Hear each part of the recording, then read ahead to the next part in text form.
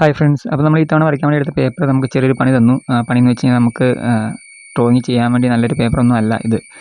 ഞാൻ ഈ paper order ചെയ്ത സമയത്ത് ഇത് 400 GSM പേപ്പറാണെന്നൊക്കെ പറഞ്ഞിട്ടായിരുന്നു കണ്ടിട്ടുണ്ടായിരുന്നത്. അപ്പോൾ അങ്ങനെ കണ്ടിട്ട് ഞാൻ ഓർഡർ ചെയ്തതായിരുന്നു.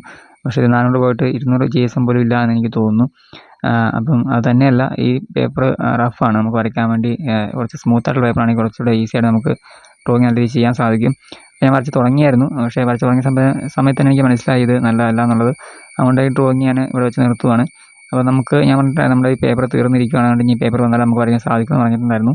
അപ്പോൾ അങ്ങനെ വാങ്ങിയ പേപ്പറായിരുന്നു ഇത്. അപ്പം ഇതിപ്പോൾ നമുക്കൊന്നും ചെയ്യാൻ പറ്റാത്തൊരവസ്ഥയായി. ഇതിൻ്റെ കവറിൽ ഐവറി പേപ്പറെന്ന് കൊടുത്തിട്ടുണ്ട്, പക്ഷേ എത്ര GSM ആണ് ഉള്ളതെന്ന് അവർ മെൻഷൻ ചെയ്തിട്ടില്ല. അപ്പോൾ നമ്മൾ എത്രയും പെട്ടെന്ന് തന്നെ പേപ്പർ വാങ്ങിയിട്ട് ഡ്രോയിങ് സ്റ്റാർട്ട് ചെയ്യുന്നതായിരിക്കും.